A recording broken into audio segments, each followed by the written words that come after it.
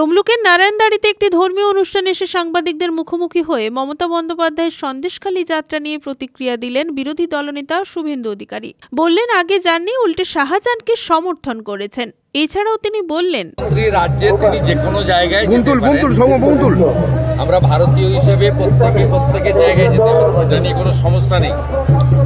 বিষয়টা হচ্ছে, যখন সন্দেশখালীর মা বোনেরা অত্যাচারিত হচ্ছিল দীর্ঘদিন ধরে, তাদের জমি লুট হচ্ছিল, শারীরিক অত্যাচার হচ্ছিল, তাদেরকে মাঝরাত্রে পার্টি অফিসে নিয়ে গিয়ে পিঠা তৈরি করা হতো। সেদিন মুখ্যমন্ত্রী যাননি। একজন মহিলা হিসেবে তার যে কর্তব্য করা উচিত ছিল সেটা তিনি করেননি। উল্টো দিকে বিধানসভায় দাঁড়িয়ে তিনি শাহজাহানকে সমর্থন করেছেন। যে এরা চাইছে, অর্থাৎ কেন্দ্রীয় সরকার মানে বিজেপি চাইছে শাহজাহানকে জেলে ঢুকিয়ে এলাকা দখল করতে। সন্দেশখালীর মানুষ মুখ্যমন্ত্রী এবং তার দলকে গত লোকসভা নির্বাচনে রিজেক্ট করেছে।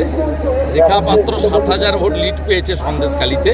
বসিরহাট আমরা জিততে পারিনি, তার কারণ ৫০%-এর বেশি, ৬০%-এর কাছাকাছি মুসলমান ভোট আছে। মুসলমানরা আর যাই করুক, তারা বিজেপিকে ভোট দেয় না ধর্মীয় কারণে। হিন্দুরা ভোট দেয় উন্নয়নের জন্য, ধর্মীয় কারণে নয়। হিন্দুরা বিভক্ত হয় আর মুসলমানরা মোদিজির রেশন নেয়, মোদিজির ভ্যাকসিন নেয়। ভোটের সময় আমাদেরকে হিন্দুদের পার্টি করে। সুজয় মাস্টার তৃণমূলে যোগদান করেছেন, সুজয় মাস্টার উনি টিএমসি, উনি লোকসভা ভোটেও টিএমসি করেছেন। উনি প্যারা টিচার সংগঠনের টিএমসির নেতা। তিনি আমাকে 5 দিন আগে একটা হোয়াটসঅ্যাপ মেসেজ করেছেন, আমার কাছে গোছানো আছে। বলেছে আমি চাপে পড়েছি।